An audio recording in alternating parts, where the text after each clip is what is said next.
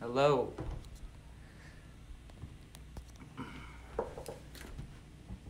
Am I live?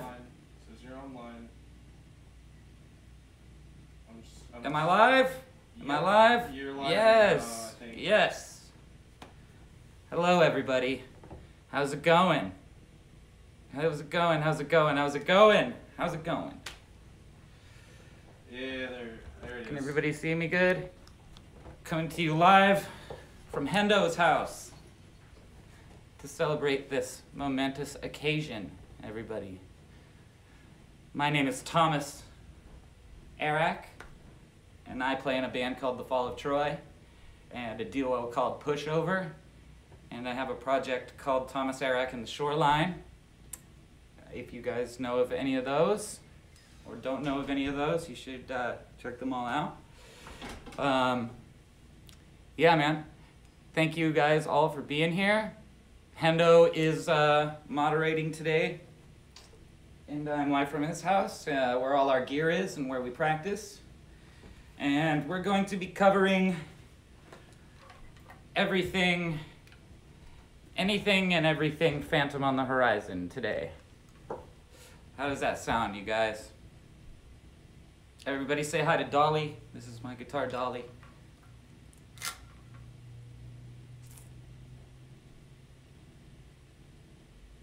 How's everybody doing today? What are you guys all up to?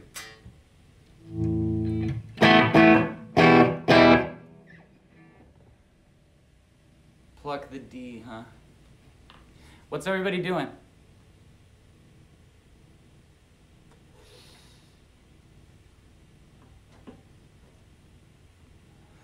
Smoking weed and watching my stream. Cool, man. Well, I hope we have a good stream today. I'm excited about it. This is kind of my return. I haven't been streaming the last week or so. Just kind of been chilling, and I chose the same day as 6ix9ine's comeback, so I don't think I'm gonna probably get 2 million followers, but that's okay. But yeah, so we're gonna cover everything about Phantom on the Horizon, aka Ghost Ship, as some of you may know.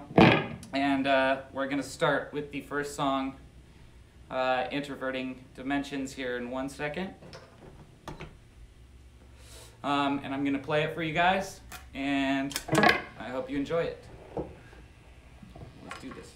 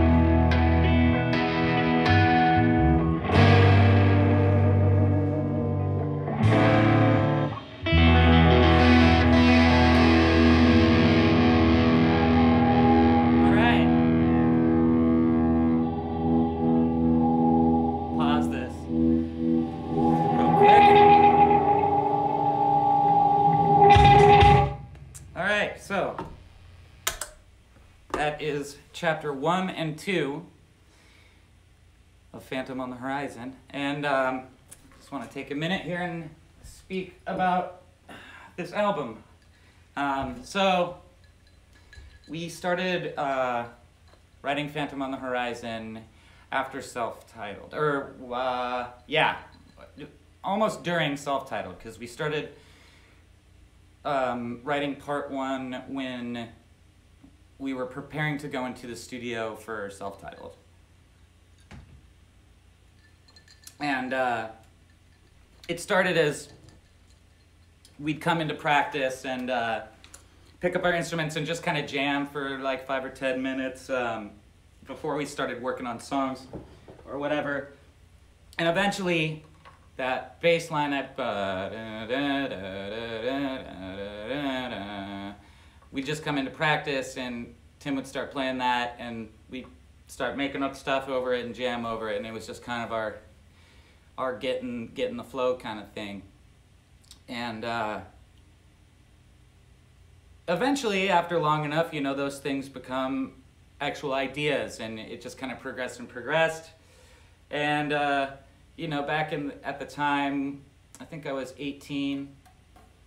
Yeah, like 18 or 19, and we were definitely in our hallucinogen phase, might I say. We were eating a lot of psilocybin. You know, and we were into heady stuff, you know, like, obviously, you know, Deloused in the Comatorium is amazing. The Mars Volta is amazing. But before they even put out Deloused, we were kind of, you know, thinking about doing a full concept record, kind of like we were really into Close to the Edge by Yes. And that's where initially that whole idea came, and then the Mars Volta did it, and we were like, fuck yeah, man, like they're on the same shit, and the Blood Brothers with Burn Piano Island Burn. So yeah, you know, we decided we wanted to make a concept record, but we were also really like, whoa, we're gonna be so far out, why don't we write a record like over a period of time instead of just like make this album take a snapshot of time. Phantom on the Horizon, the whole idea was, you know, one step beyond the snapshot at a period of time. And so we eventually it took us a long time with Introverted Dimensions to have that song be a whole song, because even now when I play it for you guys, there's so much room for improvisation. This whole record, even the in-between parts on this record are actually just straight up jams. Like we jammed for about an hour and a half in the studio, just like making shit up off the top, and we cut snippets of that and dropped them in between the songs, and then like overdubbed an extra guitar and like noises and stuff like that. But we always thought it was important to leave a lot of space in Phantom on the Horizon to play around with them and to progress. Like, so those songs, even from this recording, playing along with it now, what I do, it's not always what's on the record, and it's kind of fun because even jamming with it right now feels like I'm kind of like, this is the closest thing I've had to playing with my band in a long time right now. So like it's pretty fun. I'm feeling it. And some of those parts you can tell, you know, came from us playing live and me kind of progressing, you know, the guitar parts. The next part of the story is my favorite part of the story, I believe. This is one of my favorite Fall Out Troy songs ever. And this is chapter 3. Hold on a second. All right.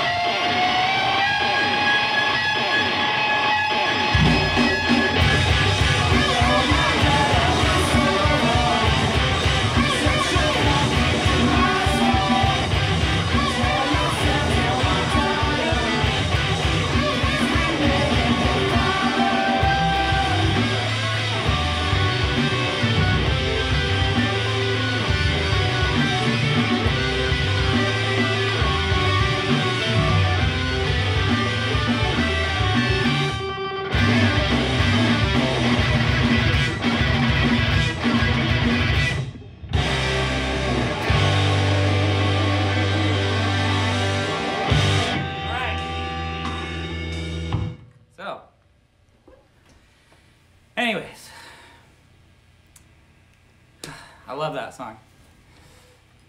So you guys see what I'm saying about how the how like the guitar parts, or because we definitely didn't hold back on this album. We didn't want to like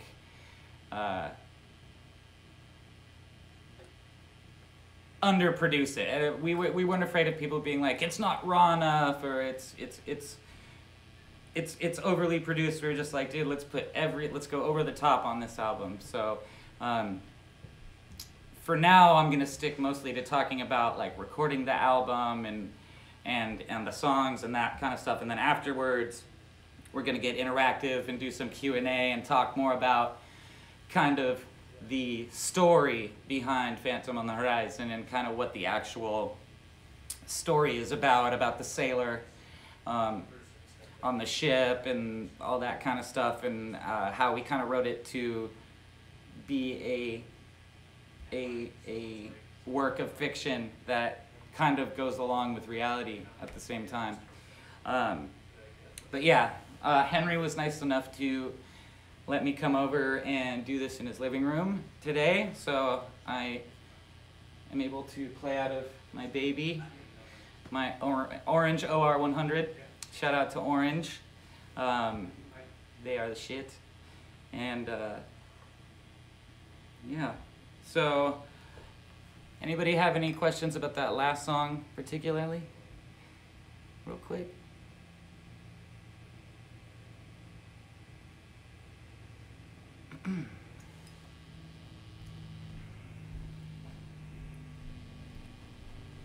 Nostalgic mannerisms. How hard was the high-pitched singing part? That is in the middle. The operatic part is my friend Ryan Donnelly, who is featured also on In the Unlikely Event. She does all the female vocals. She is a trained operatic singer, and she was in a band called Schoolyard Heroes that were our very good friends, still are good friends, and we're a fantastic band from Seattle, Washington. And so as the story goes, the nostalgic mannerisms is kind of, the whole part 3 takes place in kind of like a unconscious realm, if you will, because after a strange conversation is the first appearance of the Black Demon. The Black Demon is a shapeshifter. So in this part of the story, he's kind of like going through like waking up from a dream, waking up from a dream, waking up from a dream, like over and over and over again, and not knowing what's real and whatnot. And I kind of, you know, reach back to the story of kind of like the sirens and stuff like that, how they had a beautiful voice, but it kind of drew you into impending doom. And so she plays the part of the siren in Phantom on the Horizon. So shout out to Ryan Donnelly for doing that. The next part we're gonna get to here is one of the more fun live songs to play in our repertoire. And it is about a beautiful young lady called the Black Demon. Hit it.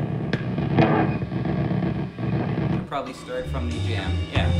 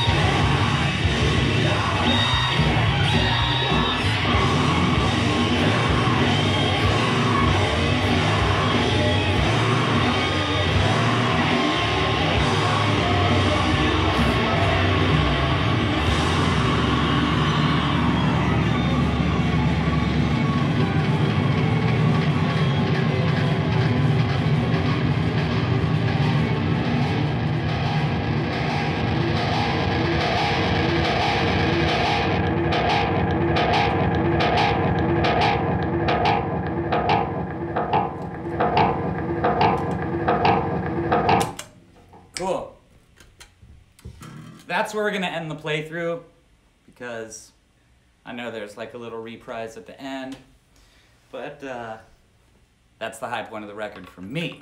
So that's where we're gonna end the playthrough. So, whew. Man, I haven't played the whole record like that the whole way through since we went out on tour and did it. Can't remember when that tour was, 2010 or 2011 maybe?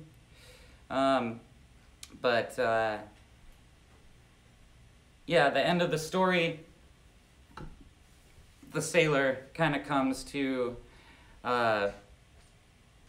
realize that kind of time and life and everything is just a loop, and being stuck in a loop can be either heaven or hell, but mostly hell. And so basically he comes to, I mean, whatever hell or whatever it is, he basically comes to the realization that he is stuck, either stuck or living in this loop, that he is dead, but being alive is being dead, and being dead is being alive, and all that kind of herky-jerky stuff that a 18-year-old would write about being super deep. But we definitely, yeah, Inception kind of thing at the time. Yeah, Phantom on the Horizon is about COVID-19. That's what it's about, for sure. But yeah, man. Also, you guys can subscribe to me on here on Twitch, or you can go to the info section and you can, there's a button that looks kind of like this, but it says donate, and you can donate to me personally, because this is my only job, and now more than ever it is hard being an artist. So this is how I, you know, put hot pockets on my plate, so to speak, and you know, whatever else there is. But this is my job. So thank you all so much for being a part of this. So now what I want to do is I want to do some Q&A with you guys for a while, and yeah, I guess just that's what I want to do. Sorry, I'm like flying kind of high off of that, man. Like, that's way louder than I can play guitar in my apartment. So you know, I got like the PA set up, and like got my amp set up and all that stuff. So like, I could actually feel the bass in my chest and shit, so pump me up. But yeah, please go donate. Subscribe if you're a Twitch user. I know that I haven't been on lately, but this is the beginning of, I'm going to try to stream at least twice a week and more. But I'm trying to raise some money to get like a little more high def, a little more high tech with it. So the more you guys donate and stuff like that, the quicker I can get into that, you know. Henry's, shout out to Hendo too. Shout out to Hendo for moderating and being my moderator. That's my man. And my bass player, my bandmate. The plans once the world opens back up. Okay, well, I figured that I would use this platform to let everybody know that, you know, me and Andrew stay in pretty good touch and stuff like that. And, you know, it's kind of a situation where we never really plan anything. We just kind of like roll with the punches. And we did have a tour planned for July, but obviously that's not going to happen. But we rebooked the dates for December, so I can't officially announce it right now, but I'll get as close as I can to saying that the Fall of Troy will be doing a tour in December. as well as we are very, very close to releasing this double EP thing that we've been kind of materializing over the last couple years. So there will be new music, well, old new music, a tour, and the most exciting thing for me is that I have begun, with Andrew's blessing, to write another Fall of Troy full length so we can get a record that has Henry on it. I really want to make sure that we get a record with Hendo Brown on it, you know what I'm saying? Downtown Hendo Brown. So there will be new Fall of Troy coming.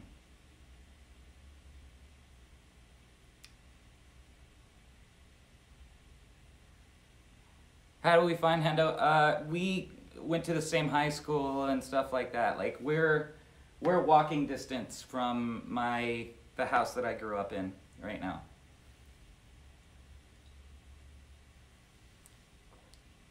Yes, Orange is definitely my favorite gear brand.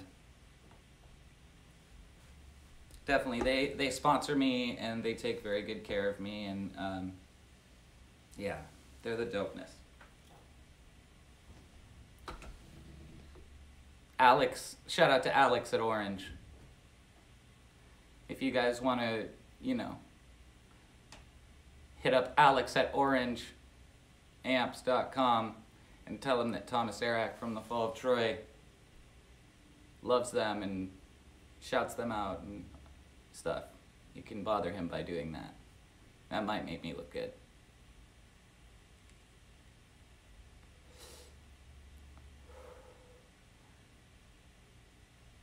Okay, so a synopsis of the overall story. Okay, so the story starts. I mean, I made the story up in my head as a kid and wrote it as a short story, and I don't know what happened to it, but basically, it's this sailor, you know, let's say 1800s, something like that, on a warship, and you know, he's out at sea. And so forth, and all of a sudden this ship appears on the horizon, phantom on the horizon, and as they get closer to it, they can see that it's actually floating just barely above water. It's not actually submerged in the water, and you know, they fire warning shots at it, and nothing, and so they engage in battle, and that's where the first chapter ends, is where they kind of fire, and then they get hit, and he gets hit, and then he wakes up. Chapter 2, A Strange Conversation, he wakes up in the captain's quarters of the ship, and that's actually the first appearance of the Black Demon in the form of his captain, and he's talking to his captain, like his captain's like turned around at his desk or whatever, and having this conversation with him, and the conversation kind of leads to the captain wanting to eat him, until he finally turns around and, you know, reveals himself as the Black Demon, teeth like knives, blah blah blah, and they have this big fight and blah blah, and right as, you know, basically the Black Demon kills him, he wakes up in nostalgic mannerisms, and he doesn't know if he's awake, if he is alive, or if he's dead. He's kind of in the void, so to speak, and having all these kind of things flash in his head, and all these conversations, and, you know, the Black Demon kind of talking to him telepathically or whatnot, but it's all black. All of that takes place in a black setting, like nothingness, the void, and in that situation we get to part 4, Enter the Black Demon, where the Black Demon basically tries to make a deal with this man to go home to his family and friends and such and so forth. He basically makes him a deal to sell his soul, and you know, the man battles this, but then ultimately realizes that at the end of every direction he goes, the black demon is there, and basically there's no escape, and it just all comes back to this wrestling with himself about what's real and what's fake, and who's good and who's bad and things like that. And you know, chapter 5, he comes to the realization that of this happening and him not being able to have anything to do about it. So he's kind of, it's basically just he's stuck, you know, like we're all stuck. And the record was definitely also written to, like, we definitely wrote it wanting people like you guys to have their own interpretation of the story or relate to your own things. It's very vague for a reason. But it also mirrors just kind of like, at the time, you know, my beliefs and what I kind of was thinking about and throwing around. It also mirrors like a really bad, like hallucinogenic drug trip. Definitely, because I definitely wrote a lot of the lyrics after I did not have a good time on mushrooms. And I think as far as the Black Demon goes, the Black Demon, we all have it and stuff like that. But it also, you know, is a story that definitely is about addiction, and whether that's addiction to a substance or a person or anything like that. It's just about an unhealthy obsession or addiction, or even, you know, making deals with yourself and making deals with others and things like that.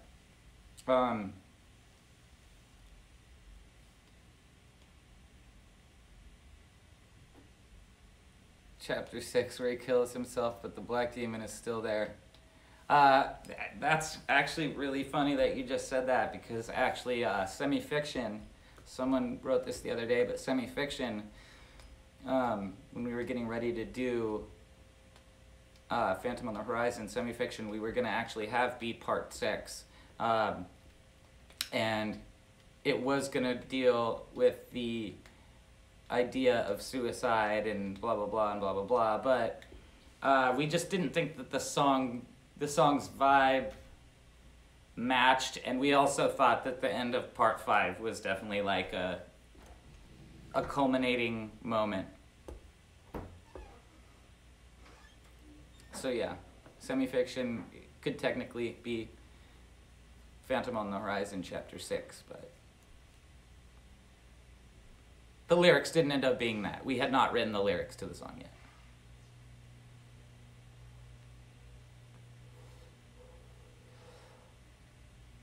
No, there weren't going to be more parts than 6 initially, but we've never said that we weren't going to do more Phantom on the Horizon songs or Ghost Ship songs. And being that I'm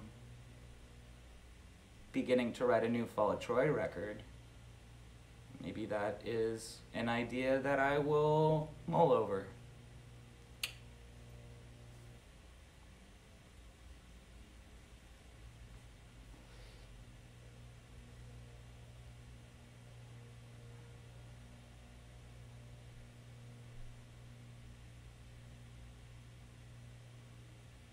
It'd be interesting to do some more hard concept stuff.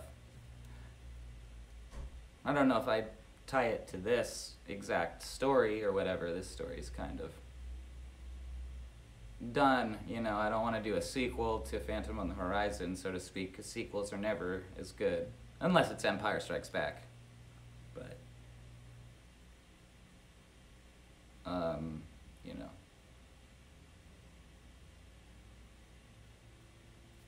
will it sonically be similar to OK? The 2 EPs that we have coming out are sonically similar to OK, being that same people worked on it, but the next time we record another record, no, yeah, I don't think it'll be sonically similar to OK.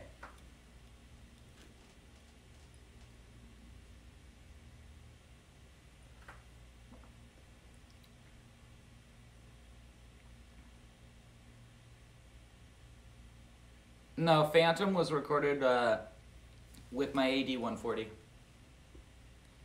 and a JCM 800.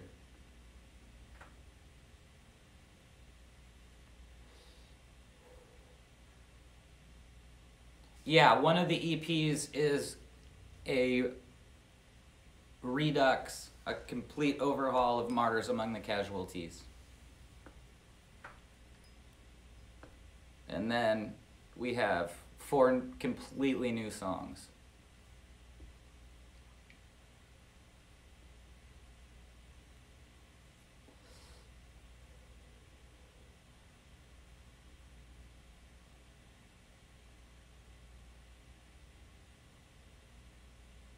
Yeah. Cool, you guys are stoked on that. That's cool.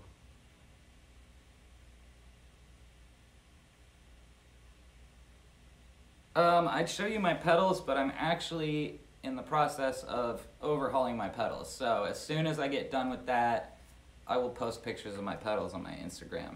My Instagram is at Tommy_dip. Also, want to remind you guys, if you do want to, you can go to my info and you can donate. You can also subscribe to my Twitch if you want to do so.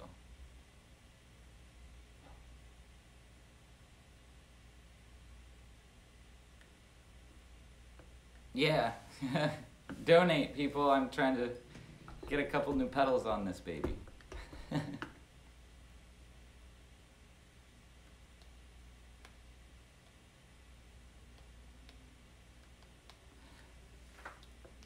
Also, if anybody's really pedal gear savvy, go ahead and email me at tomsarak@gmail.com.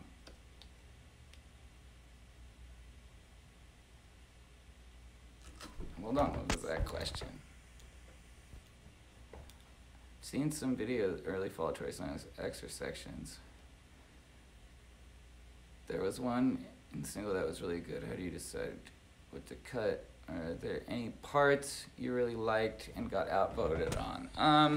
I think that we just kind of like get together and finally, before we record a song, kind of redo everything. So if we have a new song, and we always test run new songs, like we go on the road and we play a new song even if the vocals aren't finished. Lyrics are never done till they're actually on the album with this band. So a lot of the time I'll just be freestyling kind of over new songs, or I'll write lyrics while I'm on the road and things kind of like keep popping up. Ugh, it's bright.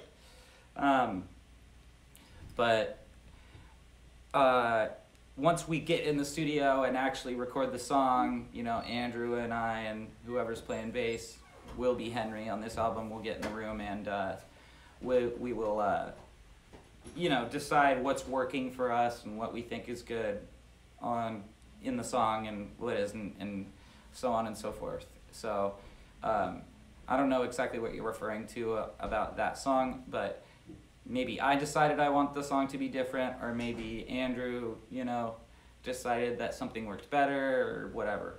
You know, whatever seems like the best decision is what's usually gone with. That's why we tried to not get too married to too many ideas when we're writing. Yeah, there's probably test run videos of lots of songs. What about Tim? What about Tim? Tim's doing good, man. You know, being a family man, living in Tacoma, doing his thing. Pushover is so sick, by the way. Thank you. Thank you. Pushover is definitely like, I'm super psyched on Pushover. Hendo is also in Pushover with me and Kurt Travis.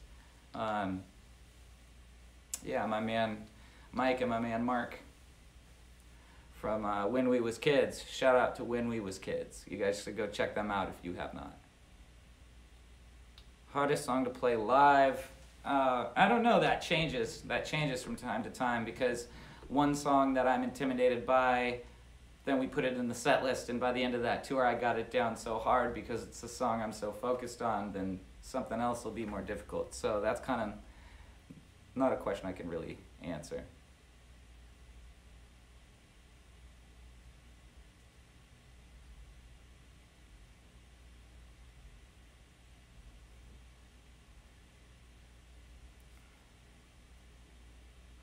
Territorial pissings. No, Drain You. Drain You, definitely. But those are two of my favorite Nirvana songs. That's a hard question, but Drain You.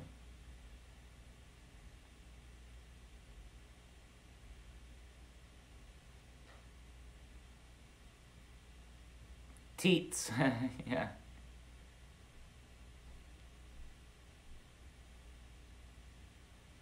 From what I know, Frank's doing real good, man. You know, I talked to him not even a year ago, probably.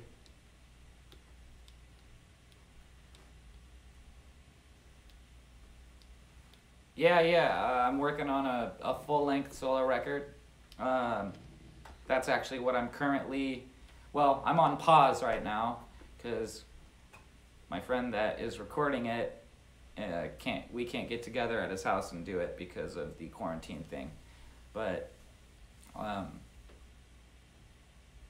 hopefully we will get back together and work on that full length in the next month or two. So I hope to have another full length out this year.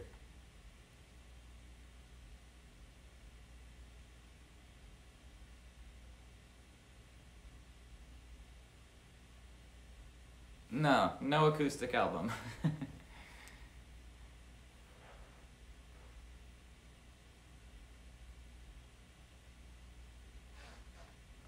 Yeah, there is unreleased Just Like Vinyl material.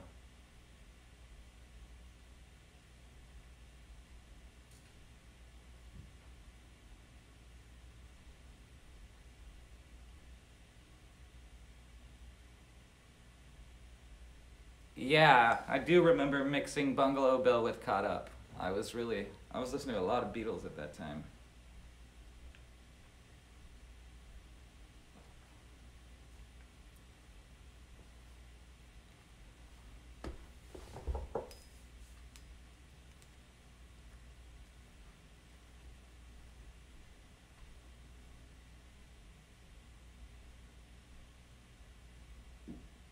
No, I would play you guys some of that unreleased material, but I don't want to do it without Andrew being cool with it. So I'll ask Andrew if he's cool with me, maybe giving some sneak peeks. So my next Twitch stream, maybe I'll give some sneak peeks of some new Fall of Troy material. But I gotta talk to the boss first.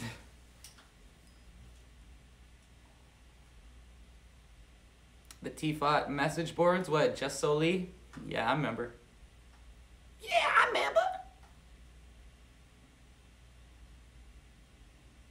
When is Andrew gonna stream with me? Probably, I'd assume next time we practice or something.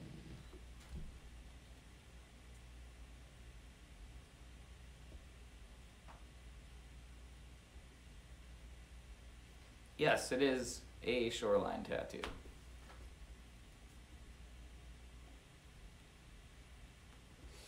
No, I don't know about John and Paula, man. That's a lot for me and Andrew to live up to. Thomas is good. I'm doing good. Where'd I get this shirt? This is a company called Straight to Hell. I love this company. Love this company. If you do get something from them, please write them and tell you that I sent you and that they should sponsor Fall of Troy. Because I love all their stuff.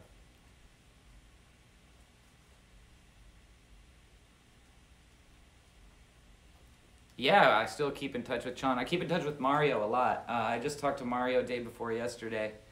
And he actually has an appearance on the new Pushover full length that also we will be finishing as soon as this lockdown is done.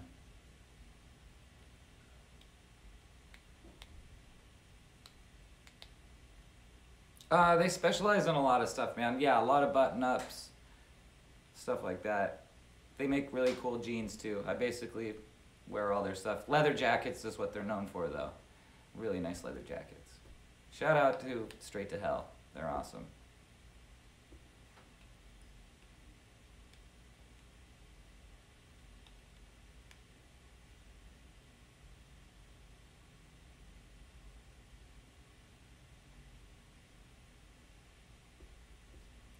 No, I'm not a gamer, but Hendo is a gamer. So if you guys are gamers and you want to get down on that, Hendo is your guy for sure. And I just want to thank him again for letting me do this at his place and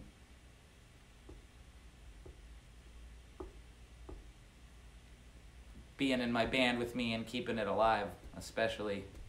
Yeah, thanks Henry for keeping the Fall of Troy alive. But anyways, I think that's about it for me tonight, you guys. I love you to death. Please hit the info, donate if you want to keep some food on my table or for some pedals on my board. Yeah, man, this is getting really fun. I really am liking this this Twitch thing, man. I'm gonna keep this going, but it's still new to me, so I'm doing the best I can. I hope it sounded okay. Yeah, I love you guys. Take care of yourselves, take care of others, behave, and be great. I love y'all. Good night.